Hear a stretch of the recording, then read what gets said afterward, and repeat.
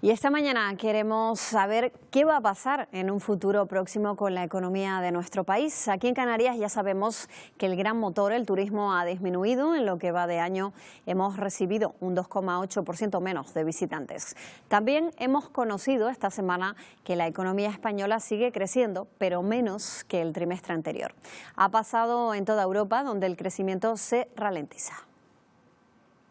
Son muchos los factores que pueden influir en la economía, empezando por uno clave. España sigue sin tener gobierno y no lo tendrá a corto plazo. El PIB de nuestro país ha crecido entre abril y junio un 0,5%. Entre enero y marzo creció un 0,7%. La economía también tiene sus pequeñas fluctuaciones que no significan tendencia, sino que significa que por alguna cuestión en un trimestre ha habido más consumo, más inversión o menos. La tendencia de fondo yo la sigo viendo positiva, ¿no? La economía nacional comienza a sufrir ralentización, al igual, ¿no?, que lo está haciendo la economía europea. Sí que es cierto que España sigue siendo todavía el principal motor de Europa.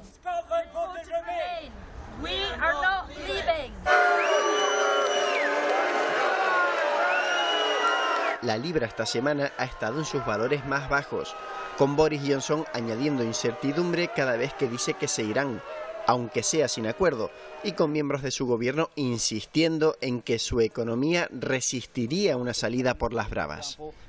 Estamos preparados para salir de la Unión Europea significa salir sin acuerdo y es exactamente lo que vamos a hacer. Pero hay más factores internacionales que podrían afectarnos. La Reserva Federal estadounidense, su banco central, ha rebajado los tipos de interés por primera vez desde la crisis.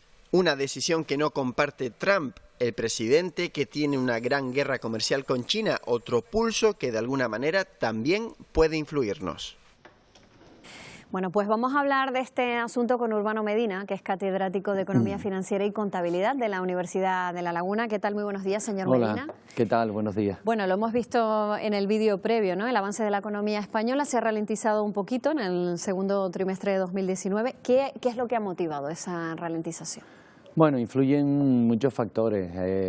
Las circunstancias que hay a nivel internacional, como han oído muchos, hay un conflicto relacionado con dos países importantísimos a nivel económico, a nivel global, como es China y Estados Unidos, y ha anunciado hoy o ayer, no recuerdo, Trump ya un arancel más fuerte con los productos importados de China. Quiere decir que las cosas no van bien, no hay un acuerdo.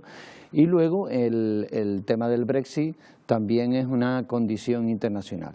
Todo esto también está relacionado con una bajada de las ventas de automóviles en Alemania, que es el motor en el mercado mundial como país exportador, y además de situaciones políticas que lo que generan es mucha volatilidad. Es el caso de España, donde los inversores ven con cierto pesimismo el no formar gobierno. Esto todos son factores que influyen a la hora de tomar decisiones económicas. La decisión económica más importante para que haya crecimiento es pensar a largo plazo, no es el consumo inmediato, que también, pero fundamentalmente es por parte de los hogares que tomen decisiones a largo plazo, que es comprar una vivienda, comprar un automóvil, hacer una inversión de futuro, y por parte de las empresas el hacer inversiones en estructura básica, en lo que es el funcionamiento de la empresa desde el punto de vista de grandes inversiones y a largo plazo. Y esto hay un cierto retraimiento.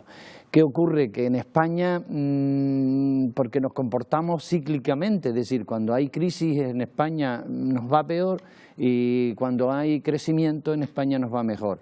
Pues está creciendo mejor que en Europa, nos va mejor que en Europa. Esto no quiere decir que seamos optimistas, porque la situación del consumo ha bajado, hay cierta restricción en la petición de crédito, etcétera, ¿no? Son factores que desde el punto de vista económico indican que tampoco que hay es para estar muy seguros, pero cierto retraimiento, ¿no? Hay que estar seguro en las decisiones y no con tanta alegría, con cierto pesimismo, ¿no? Está como el tiempo. Sí, ¿no? Con respecto a esa situación, ¿no? en España, el desgobierno ahora mismo, o el gobierno funciona, ¿no? Seguimos también con unos presupuestos prorrogados de los prorrogados, o sea, estamos ya en vías de batir récords en ese sentido, ¿no? Sí, el presupuesto prorrogado garantiza el funcionamiento, pero no se toman decisiones importantes de calado, de transformación del mundo económico, ¿no? Un presupuesto recoge, digamos, el marco, la guía por la que las instituciones de la administración pública se guían. Si no hay presupuesto nuevo, no hay decisiones económicas importantes desde el punto de vista de lo público. Y claro, los inversores sí necesitan seguridad, y seguridad es que esté el color que esté, que dependerá de los acuerdos, sí necesita un gobierno que tome decisiones, ¿no? Y estas situaciones, la verdad que se paraliza todo, ¿no? Cuando afectan. No hay un y luego, gobierno claro, estable. ¿Qué pasa? Que a veces cuando no hay gobierno fuerte no toman reformas importantes que son necesarias hoy, como es los temas de pensiones, financiación autonómica. Sí, que están estancados ahora mismo, claro, porque no avanzan en ese respecto. Hemos visto también las expectativas de turismo en Canarias, por ejemplo, ¿no? Se han reducido un 2,8% en ese primer trimestre. Eso también lastra un tanto las perspectivas de crecimiento, ¿no? Sí, lo que pasa es que el turismo es un motor importante en Canarias y bueno, es un crecimiento leve, es una bajada leve con respecto al mismo periodo del año anterior, que fue muy bueno, pero sigue siendo el motor. Esto es importante. Yo creo que a diferencia de otras zonas en España, en Canarias, tenemos esa ventaja. No tenemos que preocuparnos entonces bueno, yo creo que sino lo justo, ¿no? Lo justo, es decir, la preocupación leve, porque realmente está bien, se mantiene en cifras que son aceptables, ¿no? También se ha hablado estos días, tanto desde el nuevo gobierno regional como desde la oposición, de esa subida del IGIC, ¿no? De esa, según el gobierno de Canarias, necesaria subida del IGIC en las islas, ¿no? Bueno, aquí hay dos. La caja, la recaudación más fuerte se obtiene a través del impuesto a la renta, que claro, es recaudador el Estado y luego traslada a las comunidades autónomas, y lo que es el IVA y el IGI en Canarias. Este es el debate clásico, es decir, más impuestos o menos impuestos. Unos creen que más impuestos significa retraer el consumo, es decir, que afecta al consumo privado. El consumo privado es importante para la economía y además retrae las inversiones, y otros creen que no afecta o afecta menos, pero es importante el que existan más ingresos públicos.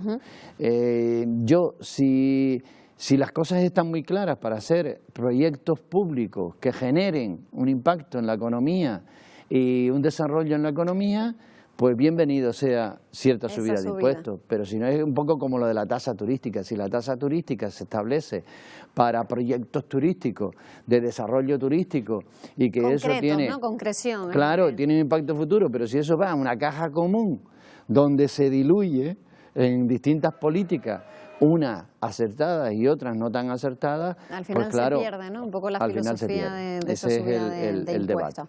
debate. Los precios de los alquileres, lo hemos estado revisando hoy en la prensa, en todas las portadas prácticamente aparece ese alquiler que se dispara un 50% en 5 años y deja tocados a las personas más vulnerables, ¿no? Sí. Estamos llegando a unos puntos de burbuja inmobiliaria de antes de la crisis incluso. Sí, bueno, burbuja inmobiliaria no en cuanto a construcción, que está más retraído, pero esto se centra la noticia específicamente en Madrid y Barcelona. Sí, ¿no? sobre todo, pero también lo decíamos aquí, la semana pasada hablábamos de municipios como Adeje, que también habían llegado a precios anteriores a la crisis. Sí, claro, esto viene dado, el Banco de España, hay un informe que lo plantea como causa fundamental el Airbnb y todas las plataformas que hay de alquiler vacacional. El alquiler vacacional, que es una fuente de ingresos para mucha gente. Es decir, ahí hay un debate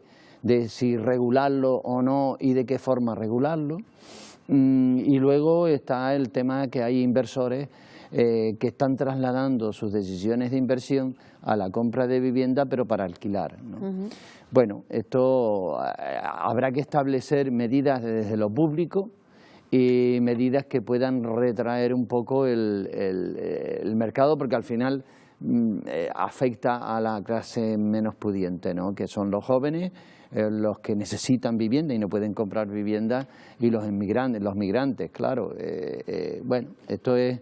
ahí hay un debate abierto en muchas zonas de España en cuanto a la regulación del alquiler vacacional, ¿no? Yo creo que fundamentalmente, más que los inversores, creo que es el alquiler vacacional, que es lo que está afectando. Afectando, y porque no se resuelve tampoco, ¿verdad? Para resumir, ¿no? El FMI ha elevado esas previsiones de crecimiento de la economía española, también lo hizo la Comisión Europea, pero ¿cuál es la situación, diría usted ahora mismo, de cara a un futurible pues no demasiado lejano, ¿no? Bueno, la situación es para el inversor particular de cierto retraimiento, es decir, en estos momentos tomar decisiones de inversión tal como está el panorama te puedes llevar, no es un riesgo. Te puedes llevar un susto por la excesiva volatilidad que tienen los mercados. Acuérdense que como en diciembre del 2018 bajó muchísimo la bolsa, generó cierto pánico para inversores que vendieron muchas de sus posiciones. Sin embargo, en enero se recuperó todo lo que había bajado, o sea, en 2 meses. Y así están los mercados, es decir, la bolsa, que es un reflejo, un termómetro de la actividad económica, nos indica que hay excesiva volatilidad. Esto retrae, como digo, a los inversores particulares, a las familias que necesitan tomar decisiones. Y luego a las empresas también. El ahorro se canaliza a través de las entidades financieras, que por cierto no están en buena situación desde el punto de vista estructural, no coyuntural, porque antes la situación de las entidades financieras era motivada por la crisis financiera, por el problema inmobiliario de créditos de dudoso cobro, y tenían que sanear sus balances. Pero es que ahora el problema ahora es estructural, es decir, tienen excesivos gastos de estructura, los márgenes son muchísimo más pequeños porque los tipos de interés son más bajos y necesitan reformar su actividad, porque además hay otras entidades, otras instituciones que se dedican a la intermediación financiera. Lo que hacen los bancos ya lo están haciendo muchas entidades. Y claro, esto lleva consigo a que no se genere el ahorro suficiente. Ya el Banco Central Europeo les ha dicho: canalicen el dinero que les doy, el que les da el Banco Central Europeo, para el crédito y para inversiones, y los bancos no lo destinan a crédito e inversiones, sino luego lo vuelven a depositar en el Banco Central Europeo y les va a estar cobrando una tasa, ¿no? Bueno, esto tiene que revertir y claro, las empresas al no canalizarse ese dinero hacia la inversión, no están seguras. Efectivamente no hay crecimiento de la actividad frente a la crisis del mercado mundial. Claro, es que las empresas fabrican y venden. Y luego el Brexit, que para Canarias nos va a afectar desde el punto de vista turístico. Claro. Lo más seguro, hay un Brexit que sin acuerdo, que era el peor escenario. La peor opción, ¿no? Ese Brexit duro opción, que además está ahí a las puertas. Sí, ya. Eso dicen que sí en octubre, y a ver si se acaba, porque claro, esto parece una serie de estas de que tienen 7 temporadas. Sí, a ver si llegamos al final de temporada. Sí. Pues Urbano Medina, muchísimas gracias por ponernos al día en la actualidad económica, y veremos a ver dentro de unos meses cómo se desarrollan los acontecimientos. Muchas gracias. Buenos días.